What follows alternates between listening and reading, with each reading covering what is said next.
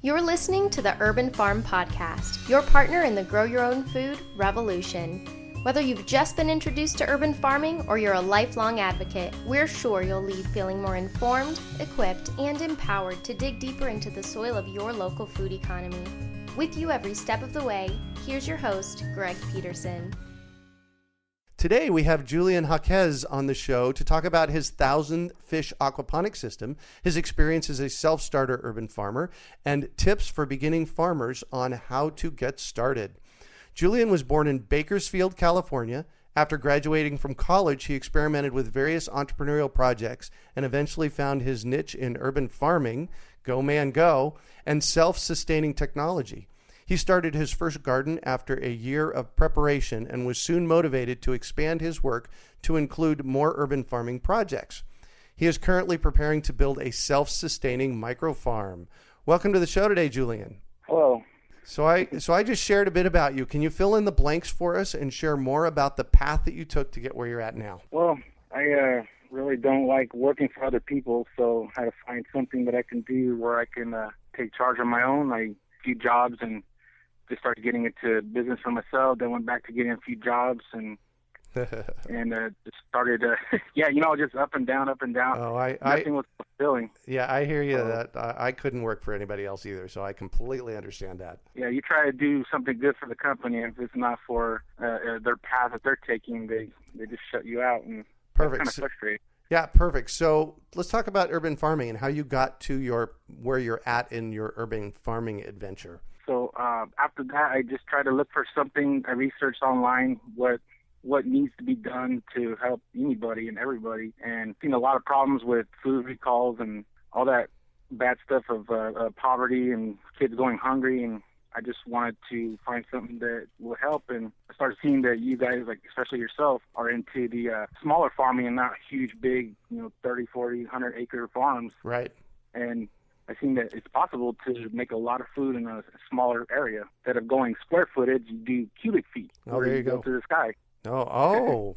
Tell us more about the stacking it. You said going toward the sky. Tell us more about that. Well, yeah, vertical farming. I saw that people were starting to do tower farms and multi-tier farms. I started with the multi-tier. I didn't go with tubes going, straight up. Uh-huh. I did tiers where I put the soil inside rain gutters. I've seen somebody do that online. Oh, nice. And so I started doing small vegetables like radishes and spinach and what's the other one? Romaine lettuce, and it grew just fine. I can grow it all together. What's not cool is we have gophers. All right. And with doing the tier farming, you eliminate the gopher problem entirely. Uh-huh. So now you can do your vegetables without not worrying about going out there and it's gone. Uh-huh. It got pulled from underground. So once I started doing that, I was really excited that I can get something done, and I did it in like maybe I think it's like a 200 cubic foot area. That's what I measured it. Uh-huh. And it was very comfortable. Like I have a few disabilities that I'm getting ready to work on through my medical stuff. Uh-huh. And this made it a lot easier to do gardening. I didn't have to be bent over all the time, right. Picking weeds and all that. Exactly. So with the multi-tier, I was able to reach it at, my standing level, or just sit on a chair and tend to the vegetables like that. Oh, perfect. Julian, if I was to, walk into your farm and we're looking around, can you tell us about it? What does it look like? Do you grow fruit trees? I know you're into aquaponics, so tell us what it physically looked like. Well, I have a lot of different ideas that I gather from around the world online, uh-huh. and I just utilize that in my backyard. So every square footage that was available, I looked online and seen what people are doing to be able to fill up those spaces. So we got a few herb trees. We got a whole chili garden area. Along my fence, I grabbed big rig tires, cut the sidewalls out, smashed them together, and those are my grow beds instead of going over and buying wood. Oh, interesting. I did that, okay. and we did a garden mesh underneath it, and I threw the soil in there, and right there I grew peppers uh-huh. and tomatoes, whatever the season asked for. I take it out, then replant new stuff. Uh-huh. On my fence, I got the rain gutters, filled those up, threw more radishes, more lettuce. I got good. chickens too, and they just tear it up whenever. I was going to say that have it vertical like that will have the chickens not be getting into it as much, huh? Yeah, the chickens, the dogs, any animal that is is a nuisance for your garden. Mm-hmm. It won't be able to get to it. And in the back corner, I have a garden. That was my first garden I started. It was just on the floor. Then I started doing tiers. Then I expanded it a little more. I threw a chicken wire and threw plastic over it to make it basically a greenhouse. Mm-hmm. And now we're adding in I added in an aquaponics pond. I just got a solar power pump that's going to be pumping the water through the trellises, and that'll be that's my new project for Nice. that. And got a huge, like 45-year-old orange tree that I wrapped a fence around it, Uh-huh. and I threw my chickens in there, and they just love living in there. Mm-hmm. So that utilized that orange tree as a chicken coop. And then over on the other corner, I have it's going to be the workshop where we just get gathered together here in the community and neighborhood. Oh, And we perfect. can have aquaponics going right there. Yeah. And I also have a grow room. Oh, really? Tell me about So the grow room. The grow room was fun. It's fun building it. It's basically where I start all my seedlings at, Uh-huh. and do little experiments with different types of lighting. That's where I started LED lighting in there. Oh, right. Uh-huh. And thought that was really fun. I got donated a CO2 gas tank, so I got plants growing in there at a little faster rate. Mm-hmm. And Oh, wow. So CO2 helps them grow. yeah, if you do it in the right amount, if you do too much, it hurts them. If you do too little, might as well just breathe in there. Oh, there you go. There you go. All right, fantastic. So I asked you before we started, I said, hey, what is the name of your farm? And you said it was Prosum, Prosum Living, right? Yes. Yeah, so can you, and what I liked about that was the story behind it. So tell me the story behind that, would you? Well, yeah, I was, when I started all this and the business plan and everything, I was just trying to look for a name that I felt was something that can, catch attention and be meaningful, not just some name I put together. And found out that I was going through the whole alphabet of Latin Uh-huh. and found the word prosum, and it means to be a benefit, to do good, which whenever something does something cool or good, we say, hey, that's awesome. And it's actually the root word of, the Latin origin of awesome is prosum. Oh, nice. How about that? How Yeah, fantastic so is that? prosum living is awesome living. Cool. Nice. So in the intro, you said you took a year to prep for your garden. Can you tell me a little bit about that? What were you doing during that year? Just hitting the books and going online and seeing who was full of it or who had it all, and just learning from everybody online. I really wanted to see if this was the direction I was going to go, because I have a lot of businesses before, and I just didn't want to jump into something that I thought was going to be cool. And in the end, I'm just, like I said, I'm fulfilled before. So I took a few classes of ancillary here and there, and just kept learning until I finally said, you know what, I'm ready to do it. And I jumped on it. Perfect. So if you could do it over, would you still spend a year preparing, or would you have jumped in sooner? If you think about it, I wish I would have just jumped in this right out of college and just been living the life now. But I feel that the path you take is the path you deserve. So I wouldn't do it any other way. Oh, fantastic. What I learned is key to the way I feel about everything now. Yeah, perfect. So no, I wouldn't do it over. So what I like to share with our listeners is, I like to share with them the wins, but also the failures. And the failures is where we actually learn a lot, where I learn a lot. So do you have a time that you failed that you'd like to share, and how you overcame that failure, what you learned from it? Well, on that, I got to go with a quote from Thomas Edison. He said, I have not failed. I've just found 10,000 ways that won't work. Oh, very good. Yes. Uh-huh. Every time I have failure, like you say, I don't consider it a failure. I just, what did I do wrong? Or what went wrong in the system?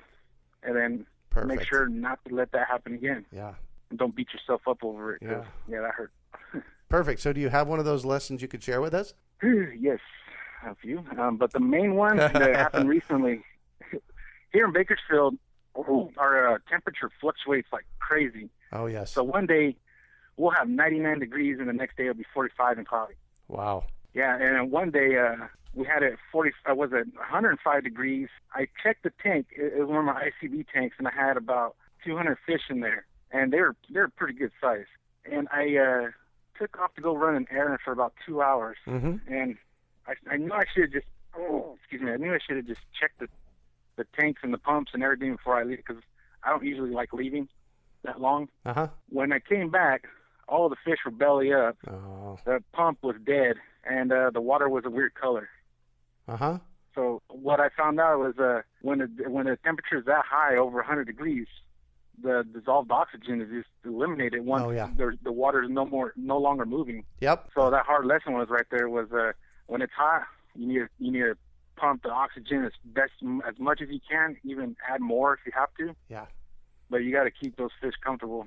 Did the pump fail? One of the fish, I didn't secure the filter part very well. And I guess one of the fish wanted to go in there and make it its home, and it got stuck in the pump and just shorted out the breaker, I guess. Yep. I had to go flip it back, and they just all died because it's just stagnant water. Yeah. So I feel my failure right there was just my neglect to double check everything before I took off. Yep. Yeah. Perfect. So what do you consider one of your biggest successes? Being interviewed by Greg Peterson. Thank you. I appreciate that, but give me another one. My greatest successes was after I did the year of my self-education. Uh-huh. I put together the business plan and got a few things together, and I set out to look for some funding just so I can get this started. And believe it or not, one of my family members, first person that I talked to, they said, "Sounds awesome. How much do you want?" I was like, whoa. So I consider that my biggest success, where my plan was so foolproof that the first person I went to go talk to was ecstatic about wanting to help me help other people. So Perfect. I'm happy about fish. Yeah. So what value does urban farming bring to you? Community, healthy living. I feel that we all need this everywhere. Yeah. Food banks, homeless shelters. That's the value of what urban farming brings, because you can literally plop a urban farm on the back corner of an asphalt parking lot, or the back corner of your garage, back corner of your house, anywhere. Doesn't matter where you're at. Got it. So what drives you? What drives me is now that I'm really deep into this, I see that there's a lot of kids here, especially in my town, families that go without eating. Oh, yeah. And a lot of them just don't know about urban farming. They don't know about other ways of getting their food other than just going to the grocery store. And I just feel that if we can get the communities together, we can all give food or help teach these families and these individuals how to make their own food in the space that they have available, or just volunteer their time in their local community center that will have this set up in the future. And I hope to be one of those companies and people that help bring that to them, so that we can all, enjoy a healthy meal every day and not have to break open a package or canned food or get some day-old bread from the food bank. Because, like myself, I've been there too. Like, when I lost some work and I had to go over there, and they give you these vegetables that, they're like a day past good. Yeah. And I don't think that's right. I think everybody should deserve to have a delicious, healthy, fresh, not expired, fresh food. Yeah. And if we do this, it's not going to be a handout anymore. It's going to be hand up. Give people a That's hand what up. drives me. Yeah, I love that. Giving people a hand up, not a handout. That's what drives me. So what projects are you currently working on? My main one is my micro farm. When we're done with that, there's going to be zero waste. Everything is going to be used for something else inside the farm, and all the livestock is going to be pertinent to helping the other livestock, and everything's going to help each other, from microbes all the way up to chickens and rabbits. Perfect. Why is not having any waste important? What's important about that? If you start having a lot of fish waste and all that, then you start getting rats and rodents, and then you start throwing away stuff in the trash, and then now you're just contributing to waste in the landfill. So if there's a way of doing urban farming without having any waste, that makes all of us look even better when we're trying to push it out there, have other people experience it too. Perfect. And if they see that we're not contributing to landfills and making things stink. Yes. So I'm all about education, and I have to know, is there a book that you've read along the way that's been influential in your life in this arena? I feel that there's no one book that influenced me to, that one's kind of expensive. I guess I'll go with the cheaper one. To be honest with you, it doesn't matter about the price. If you learn one thing from that one book or this book or another book, that just made that book priceless. Because if it's something that can help you in your technique or your methods that you do, that's going to take away wasted time, maybe wasted money, and just make your system grow a lot better. So, I feel all books are influential to me. Perfect. So what one final piece of advice do you have for our listeners? Don't give up. Whenever it gets hard, keep moving forward. There's always a way to do something better, so I find it on the internet or through your local urban farm shops and anybody else that can give help, especially like podcasts like yourself or any other websites on the internet that have been doing it for a while. So That's what where is... I got my info from. Perfect. So what is the best way for our listeners to get a hold of you? My email, Okay. prosumliving@gmail.com, PROSUMLIVING, and y'all know the rest. At gmail.com. Perfect. Thank you so much for joining us today on the show and sharing your experience. It's been great having you. We really appreciate it. That's all for today. Thanks for joining us on the Urban Farm Podcast. Interested in learning more and taking control of your food future? Text Urban Farm to 33444 to sign up for our weekly urban farming newsletter. Jam-packed with urban farming tips, stories from people just like you learning to urban farm, and free classes, the Urban Farm Lifestyle Newsletter will equip you to join the urban farming revolution. Text Urban Farm to 33444. We hope you enjoyed today's episode of the Urban Farm Podcast. Remember to listen 3 days a week for tips, advice, and resources to help you on your journey with urban farming. You can find us on the web at urbanfarm.org or send us an email to podcast@urbanfarm.org. In the words of Vincent van Gogh, great things are done by a series of small things brought together. Be encouraged that with each lesson learned and skill developed, you are one step closer in the direction of your dreams.